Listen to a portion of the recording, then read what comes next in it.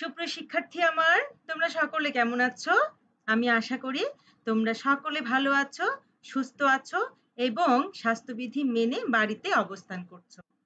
Dhaka college কর্তৃক আয়োজিত online ক্লাসগুলো তোমরা নিয়মিত করছো তো?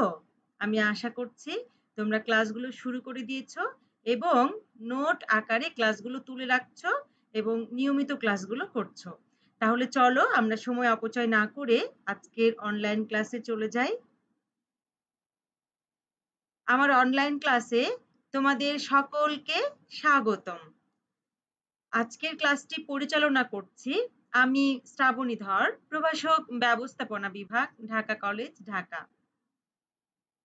আজকে আমি উচ্চ মাধ্যমিক একাদশ শ্রেণীর উৎপাদন ব্যবস্থাপনা ও বিপণন প্রথম পত্রের উপর ক্লাস নিব। অধ্যায় প্রথম, উৎপাদন। আজকে তোমাদের সাথে আমার প্রথম ক্লাস। সুপ্রিয় শিক্ষার্থী, আজকে আমরা কি কি শিখবো একটু দেখে নিই। আজকে আমরা উৎপাদন কি, উপযোগ কি, উপযোগের প্রকারভেদ, কিভাবে বিভিন্ন প্রকার উপযোগ সৃষ্টি হয়, এগুলো আমরা শিখব এবং এই টপিকস গুলোর উপরে আমরা একটি সৃজনশীল প্রশ্ন সমাধান করব। সুপ্রিয় শিক্ষার্থী, তোমরা নিশ্চয়ই কিছু চিত্র দেখতে পাচ্ছ স্ক্রিনে। এই চিত্রটিতে কি ফুটে উঠেছে তোমরা কি বলতে পারবে? দেখো তো কি ফুটে উঠেছে। এখানে এগুলো কি দেখতে পাচ্ছ? প্রথমে কিছু চারা গাছ, তাই না? আচ্ছা, এটা কি দেখতে পাচ্ছ? ধান, তাই তো? আচ্ছা, এবং সবকিছু মিলিয়ে তুমি কি বুঝতে পারছো বলো তো? হ্যাঁ, এই ধান থেকে চাল এবং চাল রান্না করা হলো, সেখান থেকে ভাত। ঠিক আছে, তোমরা খুব ভালো বুঝেছো আশা করি। আচ্ছা, এই চিত্রটি কি বুঝতে পারছো? কিসের ছবি এটি? কিসের ছবি বলো তো? তুলা, তাই না? আচ্ছা, এটি কিসের ছবি দেখো তো প্রিয় শিক্ষার্থীরা, বুঝতে পারছো এটি কিসের ছবি? সুতা তৈরি হচ্ছে, তাই না? আচ্ছা, এখানে কিছু মাপজোকের বিষয়, তাই না? আচ্ছা, ঠিক আছে। আচ্ছা, এখানে কি বুঝতে পারছো? কিছু শার্ট বা জামা তৈরি হয়েছে এই প্রক্রিয়ার মাধ্যমে, তাই তো? আচ্ছা আচ্ছা, আরো তোমাদেরকে কিছু ছবি দেখাচ্ছি এখানে। দেখো তো এই ছবিতে কি দেখতে পাচ্ছ? রাস্তা নাকি গাছ? দুটোই আছে, তাই না? আচ্ছা, এখানে আমরা কিছু ছবি দেখতে পাচ্ছি। এখানে কি দেখতে পাচ্ছ? গাছের কিছু টুকরো টুকরো অংশ, তাই না? আচ্ছা, এখানে কি দেখতে পাচ্ছ? এখানেও আমরা কাঠ দেখতে পাচ্ছি, তাই না? গাছ থেকে কাঠ হলো, এরপরে কি হলো? আসবাবপত্র হলো, তাই না? আচ্ছা, তাহলে এই ছবিগুলো দেখে তোমরা কি আইডিয়া করতে পারছো, ধারণা করতে পারছো যে আজকের টপিকসটা কি হতে পারে? ধারণা করতে পারছো? Very good. আজকের টপিকসটা উৎপাদন। আজকে আমরা উৎপাদনের উপর ক্লাস করব, ঠিক আছে? তাহলে প্রিয় শিক্ষার্থী, তোমাদের প্রথমে জানতে হবে যে উৎপাদন কি। তো খুব সহজভাবে তোমরা হয়তোবা বলবে কোনো কিছু তৈরি করা বা উৎপাদন করা, কোনো কিছু তৈরি করাই হচ্ছে উৎপাদন। একটি খুব সহজভাবে তোমরা হয়তোবা বলবে এবং তোমরা যদি পড়াশোনা না করো তাহলে এটি হয়তোবা তোমরা পরীক্ষার খাতাতে লিখে দিবে। কিন্তু তোমরা যদি এটা লিখো তাহলে কিন্তু এটি ভুল হবে। তাহলে উৎপাদন কি? উৎপাদন কি? চলো আমরা এটা দেখে নিই। এখানে দেখো, মানুষ কিন্তু আসলে কোনো জিনিস তৈরি করতে পারে না, ঠিক আছে? কারণ এই যে তোমাদের যে ছবিগুলো দেখালাম, তুমি কি কোনোটা নিজে থেকে প্রকৃতি থেকে কোনো কিছু না নিয়ে তুমি কি নিজে নিজে কোনো কিছু তৈরি করতে পারতে বা পারবে? এই যে ফার্নিচার, আসবাবপত্র বা শার্ট, পোশাক বা চাল, ভাত, যেটাই হোক না কেন, প্রকৃতি প্রদত্ত কোনো জিনিস না নিয়ে তুমি কি কোনো কিছু তৈরি করতে পারবে? পারবে না। এই জন্য বলা হয় যে মানুষ আসলে কোনো কিছু তৈরি করতে পারে না, সে শুধুমাত্র উপযোগ সৃষ্টি করতে পারে। ঠিক আছে, উপযোগ কি আমরা শিখব। অভাব পূরণের ক্ষমতাকে উপযোগ বলে, আমরা সংক্ষিপ্তভাবে বললাম, এরপরে সংজ্ঞাটাও আমরা দেখব। তো এখানে দেখো একটি সংজ্ঞা দেওয়া হয়েছে, কি সেটি? মানুষ তার শ্রম ও বুদ্ধিমত্তা দিয়ে প্রাকৃতিক সম্পদে যে বিনিময়যোগ্য বাড়তি উপযোগ সৃষ্টি করে তাকেই উৎপাদন বলে। সরাসরি কিন্তু এখানে বলা হয়নি যে কোনো কিছু তৈরি করাটাই উৎপাদন। কারণ মানুষ কোনো কিছুই তৈরি করতে পারে না। সে শুধুমাত্র প্রকৃতি থেকে সম্পদ আহরণ করতে পারে। প্রাকৃতিক সম্পদে সে কি করতে পারে? বিনিময়যোগ্য বাড়তি কিছু উপযোগ সৃষ্টি করতে পারে।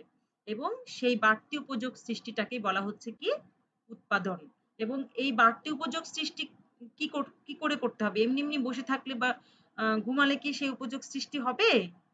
বসে থাকলে কোনো কাজ না করলে হবে না। তাহলে কি করতে হবে? শ্রম দিতে হবে, তাই না? পরিশ্রম করতে হবে এবং তার সাথে কি করতে হবে? বুদ্ধিমত্তা খাটাতে হবে। এজন্য বলা হচ্ছে যে কি? মানুষ তার শ্রম ও বুদ্ধিমত্তা দিয়ে প্রাকৃতিক সম্পদে যে বিনিময়যোগ্য বাড়তি উপযোগ সৃষ্টি করে তাকেই বলা হচ্ছে কি? উৎপাদন। বুঝতে পেরেছো নিশ্চয়ই? আচ্ছা। এখানে দেখো যে কথাটি আমি বললাম তোমাদের সুবিধার্থে স্ক্রিনে লিখে দিয়েছি কি? প্রকৃত অর্থে মানুষ কোনো কিছুই সৃষ্টি করতে পারে না। মানুষ কেবল প্রকৃতি প্রদত্ত সম্পদ আহরণ এবং বিভিন্ন প্রক্রিয়ার মাধ্যমে তার কয়েকটি উপযোগ সৃষ্টি করতে পারে। সেই উপযোগগুলো কি কি আমরা একটু দেখি। সেই উপযোগ হলো রূপগত উপযোগ, সত্যগত উপযোগ, স্থানগত উপযোগ, কালগত উপযোগ, ঝুঁকিগত উপযোগ এবং অর্থগত উপযোগ। এই সকল উপযোগ মানুষ সৃষ্টি করতে পারে। এই জন্য অর্থনীতিতে উপযোগ সৃষ্টি করাকে কি বলা হয়? উৎপাদন বলা হয়। ঠিক আছে? উপযোগ সৃষ্টি করাকে অর্থনীতির ভাষায় কি বলা হয়? বলতো? উৎপাদন বলা হয়। মনে থাকবে তোমাদের? আশা করি বুঝতে পেরেছো। প্রিয় শিক্ষার্থী, উৎপাদনের মাধ্যমে কাঁচামালের রূপগত উপযোগ সৃষ্টি করা হয়।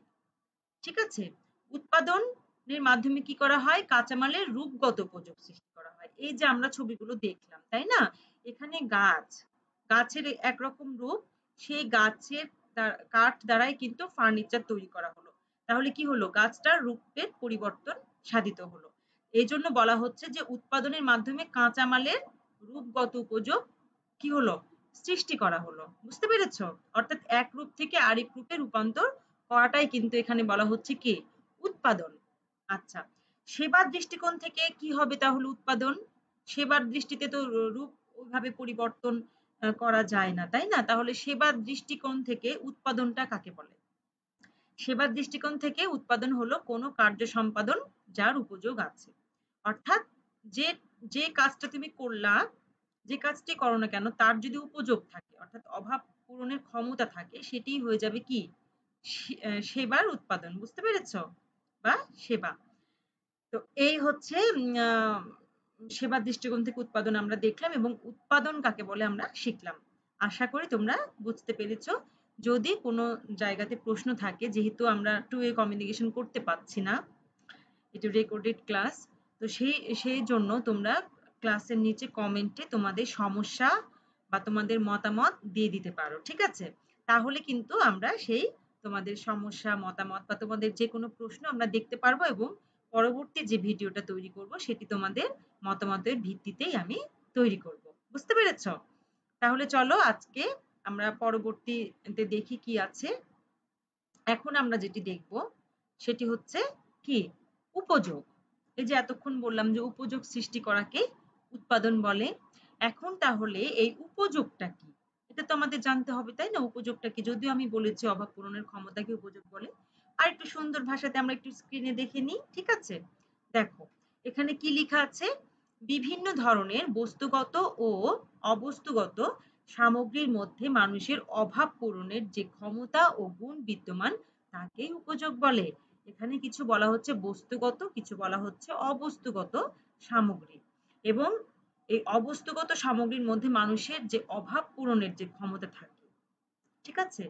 সেটি বস্তু দ্বারাও হতে পারে, সেটি অবস্তু দ্বারাও হতে পারে। সেবা তো ওইভাবে বস্তু দ্বারা হয় না, তাই না? এজন্য এখানে বস্তুগত এবং অবস্তুগত সামগ্রীর মধ্যে কি বলা হয়েছে? অভাব পূরণের যে ক্ষমতা ও গুণ বিদ্যমান তাকেই বলা হচ্ছে উপযোগ। এবং এই উপযোগ সৃষ্টিটাকে বলা হচ্ছে কি? উৎপাদন। বুঝতে পেরেছো? আচ্ছা, তাহলে দেখো এখানে একজন অধ্যাপক তার মতামত দিয়েছেন উপযোগ সম্পর্কে। আমরা একটু দেখে নিই মতামতটা কি বলেছেন। অধ্যাপক মেয়ার্স বলেন, উপযোগ হলো কোনো দ্রব্যের বিশেষ গুণ বা ক্ষমতা যা মানুষের অভাব পূরণ করতে পারে।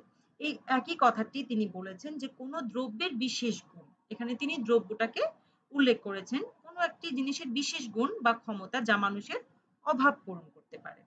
যদি অভাব পূরণ করতে না পারে এবং তাহলে কিন্তু সেটি উপযোগ হবে না। যেমন ধরো তোমরা তো এখন ক্লাস করতে করতে নিশ্চয়ই খাতা এবং কলম নিয়ে বসেছো, তাই না? আমি আশা করছি আমার ক্লাসে কিন্তু খাতা কলম নিয়ে বসতে হবে এবং আমার যেগুলো কথা বলছি এবং স্ক্রিনে যেগুলো তোমাদের জন্য লিখে দিয়েছি সেগুলো খাতাতে কিন্তু অবশ্যই তুলতে হবে। এই যে তুমি খাতাতে তুলবে, সেটি কিসের দ্বারা তুলবে? অবশ্যই কলমের দ্বারা, তাই না? তো এই যে কলমে কলমে তুমি কালি দ্বারা লিখছো, তাই তো? তাহলে এই কলমের তোমার কি আছে বলো তো? উপযোগ আছে। আচ্ছা, তুমি যদি এই কলমে কালি শেষ হয়ে গেল ক্লাস করতে করতে, তখন ওই কলমটা কি করবা? তুমি কি লিখে যাবা না থামাবা লেখা?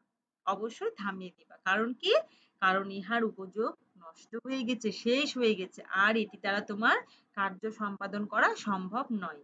তাহলে যখন কলমে কালি থাকে তখন সেটির উপযোগ থাকে, যখন থাকে না তখন সেটির উপযোগ থাকে না। বুঝতে পেরেছো? অনেক দ্রব্য দেখা যাচ্ছে যে তার এক একজনের কাছে উপযোগ আছে, আরেকজনের কাছে উপযোগ নাই। যেমন ধরো তুমি যদি সিগারেট না খাও, ঠিক আছে? অর্থাৎ আমাদের মাদক যেকোনো দ্রব্যই কিন্তু সেবন করা উচিত না। এগুলো আমরা সেবন করব না। আমরা কোনো ধরনের সিগারেট বা মাদক যে দ্রব্যগুলো আছে সেগুলো কখনোই কি করব না? নিব না। তো এক্ষেত্রে যদি আমরা না নিই তাহলে কি এগুলোর উপযোগ কি আমাদের কাছে থাকবে? থাকবে না।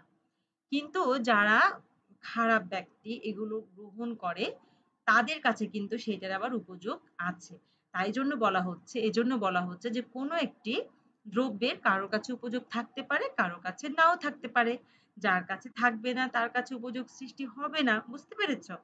তাহলে উপযোগ হলো কোনো দ্রব্যের বিশেষ গুণ বা ক্ষমতা যা মানুষের অভাব পূরণ করতে পারে। আচ্ছা, এখন আমরা যেমন দেখি যে কথাটি উদাহরণগুলো আমি তোমাদের জন্য স্ক্রিনে দিয়ে দিয়েছি, তোমরা অবশ্যই লিখছো।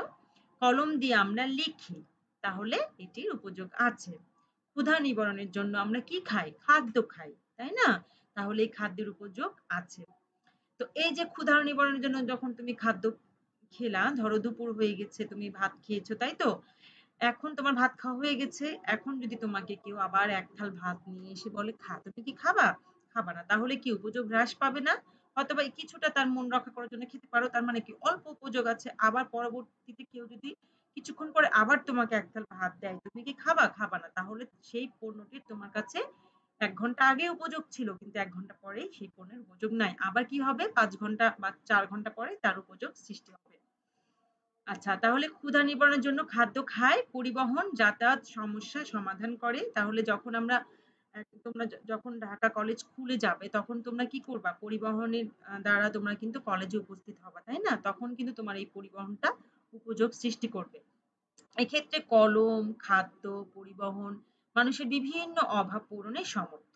তাই এদের উপযোগ আছে এবং এগুলো পাওয়ার জন্য মানুষ অর্থ ব্যয় করতে রাজি থাকে। যে উপযোগ, যে জিনিসের উপযোগ আছে সেই জিনিস কিন্তু মানুষ ক্রয় করতে রাজি থাকে এবং তার জন্য অর্থ ব্যয় করতেও সে রাজি থাকে। আর যে জিনিসের মানুষের কাছে উপযোগ নাই সেই জিনিস কিন্তু মানুষ ক্রয় করতে বা সেটার পেছনে অর্থ ব্যয় করতেও সে কিন্তু রাজি থাকবে না। বুঝতে পেরেছ? আচ্ছা, এখন আমরা এই উপযোগের প্রকারভেদ গুলো শিখবো যে উপযোগগুলো কত প্রকার। ঠিক আছে? অর্থাৎ কত ভাবে উপযোগ সৃষ্টি হয়। দেখো, প্রথমে বলা হচ্ছে রূপগত উপযোগ। ঠিক আছে? তারপরে বলা হচ্ছে কি স্থানগত উপযোগ। এরপরে বলা হচ্ছে কি সময়গত উপযোগ।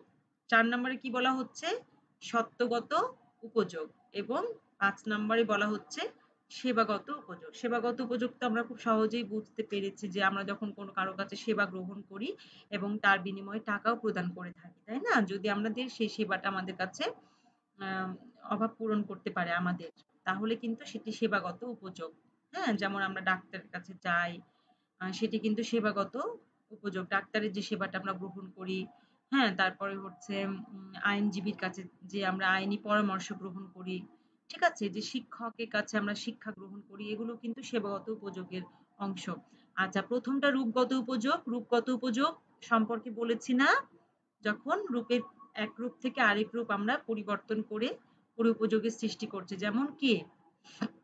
আমরা যখন গাছ গাছ থেকে ফার্নিচার বা কাঠ থেকে ফার্নিচার তৈরি করছি, আসবাবপত্র তৈরি করছি, তখন কিন্তু রূপগত উপযোগ সৃষ্টি হচ্ছে। আর স্থানগত উপযোগ, যেটি তোমাদের উদাহরণ দিলাম, যে এরপরে কলেজ খুললে তোমরা কি করবা? ঢাকা কলেজ, কলেজে আসার জন্যে কি করবা? পরিবহন তোমরা ইউজ করবা, তাই না? তো এটি হচ্ছে স্থানগত উপযোগ, যে অর্থাৎ এক স্থান থেকে আরেক স্থানের যে বাধা, সেই বাধাটা দূর করে কে? স্থানগত উপযোগ। বুঝতে পেরেছ? আর এবং এটি পরিবহনই মূলত এই স্থানগত উপযোগটা কি করে? এই বাধাটা দূর করে। আর সময়গত উপযোগ কি? যে এক সময়ের জিনিস আমি অন্য সময়ে ব্যবহার করছি। ধরো আম, আম তো গ্রীষ্মকালে পাওয়া যায়, শীতকালে তো পাওয়া যায় না, তাই না? আচ্ছা, তাহলে এই আমটা যদি আমি গুদামজাতকরণ করে রেখে দিই, সংরক্ষণ করে রেখি, অনেকে ডিপ ফ্রিজে সুন্দর করে রেখে দিই, তাই না? তখন এই যে এক সময়ের জিনিস আমি আরেক সময় খাবো, গ্রীষ্মকালের জিনিসটা আমি শীতকালে খাচ্ছি। ঠিক আছে? তাহলে যে এক সময়ের জিনিস আমি আরেক সময় খাচ্ছি, এটির মাধ্যমে কিন্তু আমার সময়গত উপযোগ সৃষ্টি হচ্ছে। ঠিক আছে? আমরা এগুলো বিস্তারিত পড়বো, জাস্ট এখন তোমাদেরকে একটু ধারণা দিচ্ছি। সত্যগত উপযোগ, তাহলে কি সময়গত উপযোগ কোন বাধা দূর করলো? সময়ের যে একটা এক সময় জিনিস আরেক সময় তো পাওয়া যায় না, একটা বাধার সৃষ্টি হচ্ছে, তাহলে সেটি সময়গত উপযোগ কি করছে? সেই বাধাটা দূর করছে, তাই না? আর সত্যগত উপযোগ কি? তোমার কাছে একটি জিনিস আছে, তুমি বিক্রেতা, ঠিক আছে? কিন্তু আমার কাছে নাই, তাহলে তোমার থেকে আমি নিব। হ্যাঁ, তাহলে এটি কি? একটি বাধা আছে না, তোমার কাছ থেকে আমি কিভাবে নিব? তোমাকে তো দিতে হবে, দেওয়ার তো ইচ্ছা থাকতে হবে। তো এই বাধাটা দূর হয় সত্যগত উপযোগ সৃষ্টির মাধ্যমে। যেমন ধরো আমি এখন একটি মোবাইল কিনবো, মোবাইল ক্রয় করবো, বা একটি বই ক্রয় করবো। এখন বইয়ের দোকানে গেলাম, তার কাছে বই আছে এবং আমি সেটা নিতে চাই। তাহলে এই যে তার কাছ থেকে আমার কাছে, এই দুটার মধ্যে একটা পার্থক্য আছে তো। আমি কিছু শর্ত পূরণ করে টাকা দিব, তারপরে তো তার কাছ থেকে আমি জিনিসটা নিব, তাই না? একটা বাধাটা দূর করছে কে? সত্যগত উপযোগ। একজনের কাছ থেকে আরেকজন সেটি নিচ্ছে। এটি হয় সাধারণত ক্রয় বিক্রয়ের মাধ্যমেই হয়। সেবাগত প্রযুক্তি তোমাদের বুঝালামই। তাহলে এখন চলো আমি এই প্রতিটা জিনিসের উদাহরণগুলো ভালো করে স্ক্রিনে দিয়ে এবং সংজ্ঞা দিয়ে তোমাদেরকে বুঝিয়ে দিই, যেন তোমরা মনে রাখতে পারো। এখান থেকে কিন্তু প্রশ্ন হয়, সৃজনশীল প্রশ্ন এখান থেকে কিন্তু থাকবে। ঠিক আছে? এই জন্য তোমরা এটি উদাহরণগুলো খুব মনোযোগ সহকারে শুনবে, বোঝার চেষ্টা করবে এবং সংজ্ঞাগুলো জ্ঞান জ্ঞান তোমাদের কিন্তু মুখস্থ রাখতে হবে, মনে রাখতে হবে জ্ঞানটা। এই জন্য প্রতিটা উপযোগের যে সংজ্ঞাটা, সেই সংজ্ঞাটা কিন্তু তোমাদের অবশ্যই মুখস্থ করতে হবে, অনুধাবন করতে হবে, তাহলেই তোমরা প্রয়োগ করতে পারবে। বুঝতে পেরেছ? তাহলে চলো আমরা এগুলো উপযোগের আলাদা আলাদা করে জিনিসগুলো শিখে নিই। প্রথমে আমরা এই উপযোগগুলো সংজ্ঞা শিখবো এবং কিভাবে বিভিন্ন প্রকার উপযোগ সৃষ্টি হয় সেগুলো আমরা শিখে নিব। তাহলে প্রথমে দেখো, কোনো জিনিসের আকার আকৃতি পরিবর্তন করে যে বাড়তি উপযোগ সৃষ্টি হয় তাকে রূপগত উপযোগ বলে, যেটি তোমাদের আগেও বলেছি আমি। এখন সংজ্ঞার দ্বারা কি বলা হচ্ছে? কোনো জিনিসের আকার আকৃতি পরিবর্তন করে, একরকম আকার সেটি পরিবর্তন করে অন্য আকারে ধারণ করানো হয় এবং এটির ফলে একটি বাড়তি উপযোগ সৃষ্টি হয়, তাকে বলা হচ্ছে কি? রূপগত উপযোগ। রূপগত উপযোগ সৃষ্টির জন্য সাথে জড়িত কে থাকে বলতো? যে উৎপাদন করে সেই কিন্তু থাকে, অর্থাৎ উৎপাদক। উৎপাদক জড়িত থাকে রূপগত উপযোগ সৃষ্টির জন্য। ঠিক আছে? এরপরে দেখো, এই প্রক্রিয়ার জন্য একজন উৎপাদক প্রকৃতি প্রদত্ত কাঁচামাল সংগ্রহ করে শ্রম, মূলধন ও সংগঠনের মাধ্যমে মানুষের ব্যবহার উপযোগী পণ্য তৈরি করে থাকে। তাহলে উৎপাদনের উপাদান আমরা এখানে দেখছি। উৎপাদনের উপকরণ কয়টি তোমরা কি জানো? ৪টি। উৎপাদনের উপকরণ হচ্ছে ৪টি। একটি হচ্ছে ভূমি, ২ নম্বর হচ্ছে শ্রম, ৩ নম্বর হচ্ছে মূলধন এবং ৪ নম্বর সংগঠন। ভূমি, শ্রম, মূলধন, সংগঠন। তো উৎপাদন, এই প্রকৃতি প্রদত্তকে আমরা যা কিছু আহরণ করি সেগুলো কিন্তু ভূমির মধ্যে পড়বে। ঠিক আছে? তাহলে যে প্রকৃতি প্রদত্ত কাঁচামাল থেকে আমরা কি করলাম? শ্রম, মূলধন এবং সংগঠনের মাধ্যমে একটি ব্যবহার উপযোগী পণ্য তৈরি করা হয় এগুলোর মাধ্যমে। শ্রম লাগবে, সেখানে টাকা লাগবে, মানে মূলধন লাগবে এবং সংগঠক লাগবে, তাই না? যেটাকে বলা হচ্ছে সংগঠন। তো এগুলোর মাধ্যমে আমরা কাঁচামালকে কি করতে পারবো, আরেকটি ব্যবহার উপযোগী পণ্যে তৈরি করতে পারবো। তো যেমন কাঠ থেকে ফার্নিচার বা আসবাবপত্র, এই কাঠ কাঁচামাল, ঠিক আছে? এটি যখন আমরা ক্রয় করতে যদি চাই, তাহলে আমাদের অবশ্যই মূলধন লাগবে, তাই না? এবং আর কি লাগবে? শুধু মূলধন দিয়ে ক্রয় করলে কি আমার ফার্নিচার হয়ে যাবে? অবশ্যই শ্রমিক লাগবে, যেটাকে বলা হচ্ছে শ্রম। এবং এগুলো কে করবে? অবশ্যই সংগঠক লাগবে একজন, যে এগুলোকে তত্ত্বাবধায়ক করবে। ঠিক আছে? এজন্য বলা হচ্ছে সংগঠন। তো এই যে ভূমি, শ্রম, মূলধন সংগঠনের মাধ্যমে কিন্তু আমরা কাঠ থেকে ফার্নিচার বা আসবাবপত্র তৈরি করতে পারি। আর এরপরে দেখো, এই একইভাবে আমরা মাটি থেকে ইট তৈরি করতে পারি। একইভাবে আমরা লোহা থেকে যন্ত্রপাতি তৈরি করতে পারি। তাহলে তোমরা নিশ্চয়ই বুঝতে পেরেছো যে রূপগত উপযোগ অ্যাকচুয়ালি উৎপাদন করাকেই বোঝানো হচ্ছে, এবং এই উৎপাদন মানুষ সরাসরি কোনো কিছু তৈরি করতে পারবে না। প্রকৃতি প্রদত্ত কোনো জিনিস জিনিস কি করবে, সে রূপগত তার রূপটা পরিবর্তনের মাধ্যমে এবং ভূমি, শ্রম, মূলধন এবং সংগঠনের মাধ্যমে সে একটি ব্যবহার উপযোগী পণ্য তৈরি করতে পারবে, যেটিকেই বলা হচ্ছে রূপগত উপযোগ সৃষ্টি করা। নিশ্চয়ই বুঝতে পেরেছো কিভাবে রূপগত উপযোগটা সৃষ্টি হয়। আশা করি তোমাদের কাছে একদম জিনিসটা পরিষ্কার হয়ে গেছে। এরপরে চলো আমরা দেখি স্থানগত উপযোগটা কি। স্থানগত উপযোগ হচ্ছে এক স্থান থেকে দ্রব্য সামগ্রী অন্যত্র স্থানান্তর করার ফলে যে অতিরিক্ত উপযোগের সৃষ্টি হয়, তাকেই বলা হচ্ছে কি স্থানগত উপযোগ। অর্থাৎ এক জায়গাতে জিনিসটা তৈরি হয়েছে, আমি আরেক জায়গাতে নিয়ে আসছি। যেমন আমরা নীল ক্ষেতে বইটা কোথা থেকে পাই? এখানে কিন্তু অনেকগুলো স্থানগত উপযোগের সৃষ্টি হয়, তাই না? যে পাবলিশার বা উৎপাদনকারী, সে এক জায়গাতে বই রূপগত উপযোগ সৃষ্টি করছে। সেখান থেকে দেখা যাচ্ছে যে, তোমরা তো নীলক্ষেত চেনো, এই জন্য নীলক্ষেতের উদাহরণ দিচ্ছি, এখানে যে কোনো উদাহরণ তোমরা দিতে পারো। সেখানে কি হচ্ছে, সেখান থেকে পণ্যটা এই স্থানগত উপযোগের মাধ্যমে স্থানান্তর করে নীলক্ষেতে আসলো, এবং তুমি আবার তোমার বাড়ি থেকে স্থানগত উপযোগ সৃষ্টির মাধ্যমে কি করলা, এই নীলক্ষেতে যেয়ে সেখান থেকে বইটি সংগ্রহ করে বাড়িতে আসলা। এই যে এক স্থান থেকে দ্রব্য সামগ্রী অন্য স্থানে স্থানান্তর ফলে যে অতিরিক্ত একটা উপযোগের সৃষ্টি হলো না এখানে, হলো তো? এটাকেই বলা হচ্ছে স্থানগত উপযোগ। আমরা আবার যেমন ধরো এই যে মোবাইল ফোনগুলো ইউজ করি, চায়না বা থাইল্যান্ড, যে জাপান, তো এগুলো কিন্তু স্থানগত উপযোগ যদি না থাকতো, পরিবহন না থাকতো, তাহলে কি আমরা এক দেশের জিনিস আরেক দেশ ইউজ করতে পারতাম? কখনোই পারতাম না। তো এবং এই কাজগুলো সাধারণত কিন্তু মধ্যস্থ ব্যবসায়ীরাই এই উপযোগটা সৃষ্টি করে থাকে, তাই না? উৎপাদনকারীর কাছে যে ভোক্তার কাছে পৌঁছায় দেয়, মাঝখানে যে একজন ব্যক্তি থাকে, সেটি কি মধ্যস্থ ব্যবসায়ী। এই মধ্যস্থ ব্যবসায়ীরাই কিন্তু এই স্থানগত উপযোগটি সাধারণত এই উপযোগ সৃষ্টি করে থাকে, এবং উৎপাদিত এবং মানুষের ব্যবহার উপযোগী পণ্য এক স্থান থেকে অন্য স্থানে পরিবহনের মাধ্যমে কিন্তু এই ধরনের উপযোগ সৃষ্টি করা হয়ে থাকে। কিসের মাধ্যমে সৃষ্টি করা হয়ে থাকে? পরিবহন। আমি একাধিকবার কিন্তু বলছি তোমাদের মনে রাখার সুবিধার্থে, আশা করি মনে রাখতে পারবে। যেমন এখানে একটি উদাহরণ দেওয়া হয়েছে যে সিলেটের চা বাংলাদেশের সকল জেলায় সরবরাহ করা হয়। তো এটির মাধ্যমে কিন্তু একটি বাড়তি উপযোগ সৃষ্টি হয়েছে। কি উপযোগ? সেটি হচ্ছে স্থানগত উপযোগ। এই স্থানগত উপযোগ সৃষ্টি না করা হলে আমরা কিন্তু এক স্থানের পণ্য আরেক স্থানে ব্যবহার কখনোই করতে পারতাম না। এই স্থানগত উপযোগ সৃষ্টির মাধ্যমে কিন্তু আমরা এক স্থানের পণ্য আরেক অন্যান্য জেলাতেও ব্যবহার করতে পারি। আশা করি তোমরা বুঝতে পেরেছো স্থানগত উপযোগের গুরুত্বটা কি এবং স্থানগত উপযোগ কিভাবে সৃষ্টি হয়। আশা করি তোমরা বুঝতে পেরেছো। তাহলে চলো আমরা পরবর্তী টপিকসে চলে যাই, সেটি হচ্ছে সময়গত উপযোগ। সময়গত উপযোগটা কিভাবে হয়? বলা হচ্ছে এক সময়ের উৎপাদিত দ্রব্য সংরক্ষণ করে অন্য সময়ে যে বাড়তি উপযোগ পাওয়া যায়, তাকেই সময়গত উপযোগ বলা হয়। অর্থাৎ কি?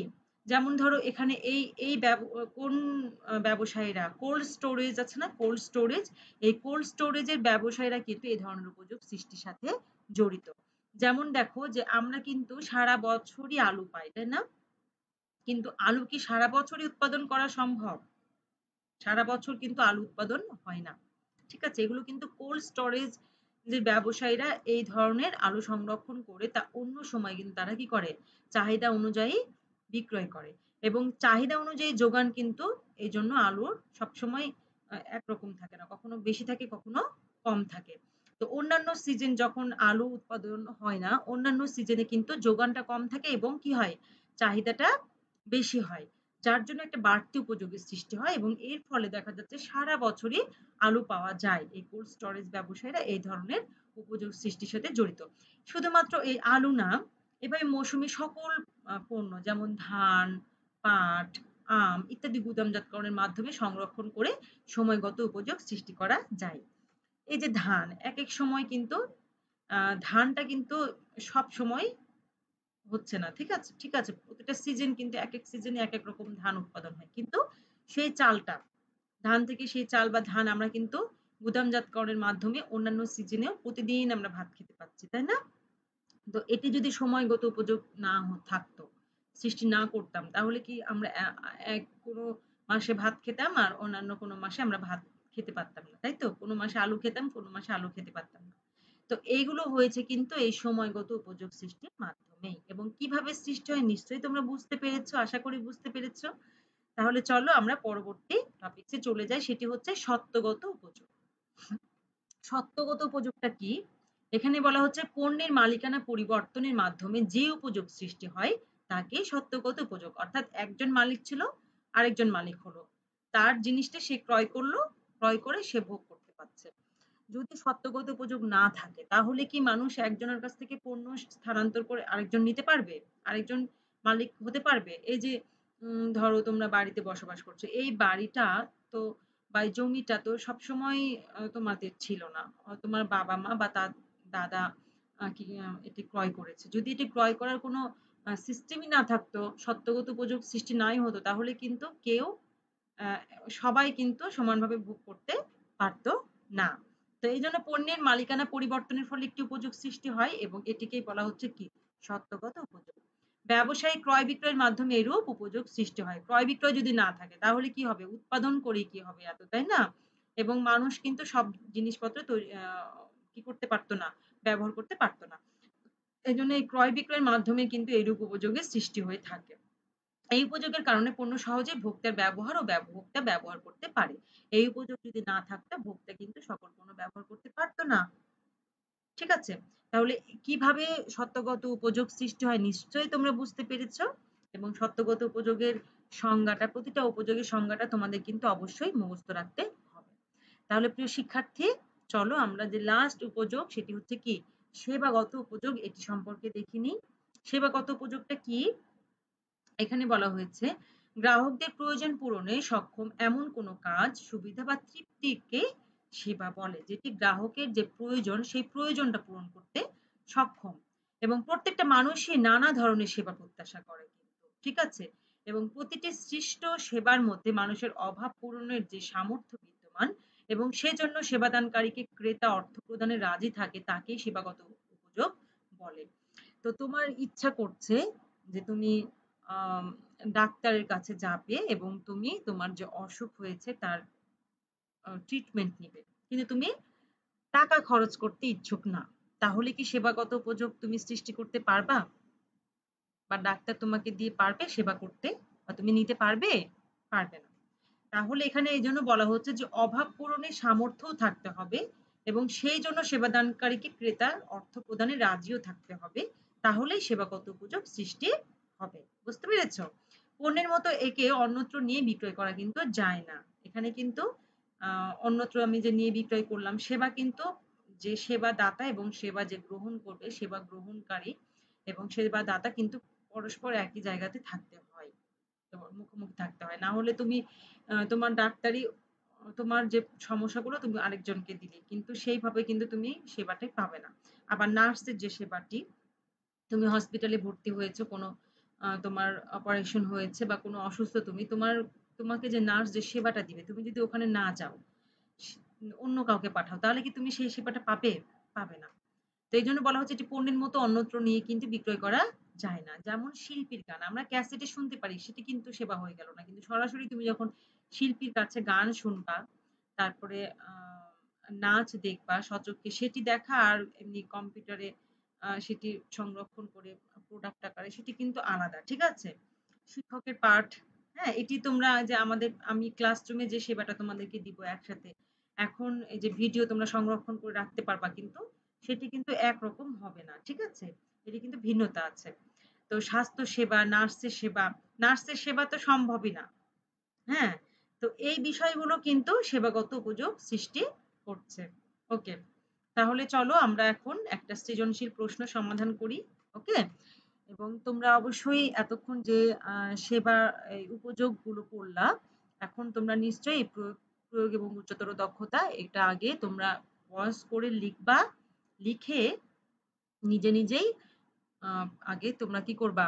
উত্তরটা দেওয়ার চেষ্টা করবা এবং আমি সর্বশেষ যে উত্তরটা দিব এটি কিন্তু তোমরা পরে মিলিয়ে নিবা যে তোমাদের হয়েছে কিনা। ঠিক আছে? তাহলে চলো আমরা সৃজনশীল প্রশ্নটা একটু পড়ে নিই কি বলা হচ্ছে।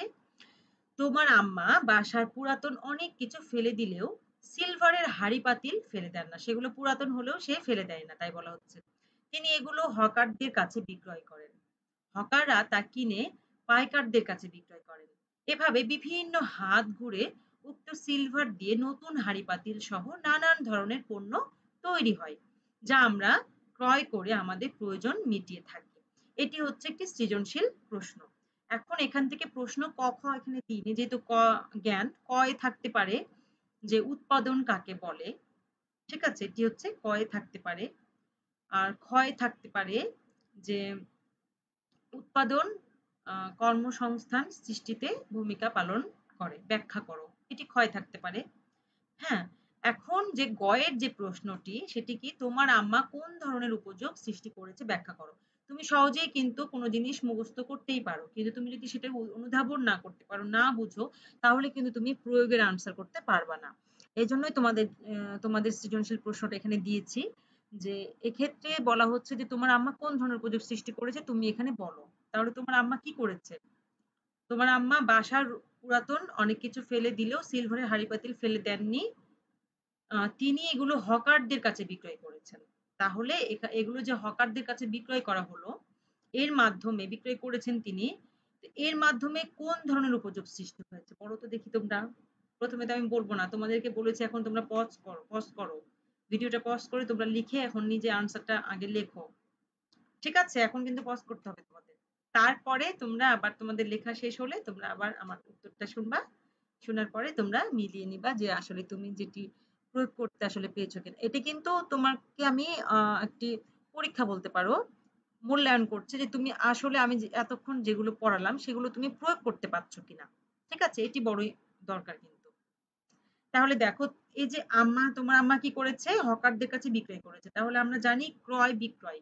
ক্রয় বিক্রয়ের ফলে কোন উপযোগ সৃষ্টি হয় বা মালিকানা পরিবর্তন হয় কোন উপযোগের ফলে বলতো? বলতো কোন উপযোগের ফলে? ইয়েস, সত্যগত উপযোগের ফলে। তাহলে এখানে তুমি কি লিখবা? যে এখানে লিখবা যে আমার আম্মা সত্যগত উপযোগ সৃষ্টি করেছেন। এবার ব্যাখ্যা দিবা কিভাবে? দেখো, সৃজনশীলের প্রয়োগ কিন্তু ৩ ধাপে লিখতে হবে। প্রথমটি হচ্ছে জ্ঞান, দ্বিতীয়টি অনুধাবন এবং তৃতীয়টি প্রয়োগ। এভাবেও কিন্তু সৃজনশীলটা এখানে আনসার দিতে হবে। তাহলে প্রথমে তুমি যেটি চাওয়া হয়েছে আম তুমি এর আগে কিভাবে লিখেছো সেটি বড় বিষয় না। এখন কিভাবে লিখতে হবে তোমাকে। তুমি যদি এভাবে নাও লিখো, এখন থেকে কিন্তু তোমাকে এভাবে লিখতে হবে যদি তুমি ভালো মার্কস পেতে চাও। ঠিক আছে? এজন্য আমি সৃজনশীল প্রশ্নটা সলভ করছি তোমার ভালো মার্কস পাওয়ার জন্য। তাহলে দেখো তোমার আম্মা কোন ধরনের উপযোগ সৃষ্টি করেছে? তাহলে তুমি প্রথমেই যে গ নম্বর দিয়ে তুমি প্রথমে লিখবা কি যে আমার আম্মা সত্যগত উপযোগ সৃষ্টি করেছে। ১ নম্বর পেয়ে গেলা তুমি। রাইট। ঠিক আছে? এবার ২ নম্বর যদি পেতে চাও তাহলে তোমাকে কি করতে হবে? সত্যগত উপযোগের যে সংজ্ঞাটা তোমাদেরকে আমি দিয়ে দিয়েছি না? সেই সত্যগত উপযোগের সংজ্ঞাটা তুমি এখানে দিয়ে দিবা যে সত্যগত উপযোগ কাকে বলে? মালিকানা পরিবর্তনের যে বিষয়টা তোমাদেরকে লিখে দিয়েছি। সেই বিষয়টা তুমি এখানে প্যারা করে দিবা। এবং লাস্ট প্যারা ৩ নম্বর প্যারাতে তুমি কি দিবা? ৩ নম্বর প্যারাতে তুমি দিবা যে কেন এটি সত্যগত উপযোগ হলো? এখানে তুমি সত্যগত উপযোগের যে সংজ্ঞাটা সেটি আরেকটু এখানে বলে তুমি বলবা যেহেতু এখানে মালিকানা পরিবর্তন হয়েছে আমরা জানি ক্রয় বিক্রয়ের মাধ্যমে কোনো উপযোগ সৃষ্টি হলে সেটিকে সত্যগত উপযোগ সৃষ্টি হয় এবং মালিকানা পরিবর্তনের ফলে যে বাড়তি উপযোগ সৃষ্টি হয় সেটিকে বলা হয় সত্যগত উপযোগ। এখানে আম্মা ক্রয় বিক্রয় করেছেন এবং মালিকানা পরিবর্তন করেছেন যার ফলে তিনি সত্যগত উপযোগ সৃষ্টি করেছেন। ঠিক আছে? এইভাবে তুমি যদি আনসারটা লিখো তাহলে ৩ এ ৩ পাওয়ার সম্ভাবনা আছে। ওকে? তাহলে চলো এখন উচ্চতর দক্ষতার যে প্রশ্নটি সেটি কি উদ্দীপকে বিভিন্ন হাত ঘুরে সর্বশেষে পুরাতন হাঁড়ি পাতিল দিয়ে যে ধরনের উপযোগ সৃষ্টি হচ্ছে ভোক্তাদের চাহিদা পূরণে তার ভূমিকা মূল্যায়ন করো। তো এই যে হাঁড়ি পাতিল দিয়ে যে ধরনের উপযোগ সৃষ্টি হলো, পুরাতন হাঁড়ি পাতিল দিয়ে কোন ধরনের উপযোগ সৃষ্টি হলো বলো তো?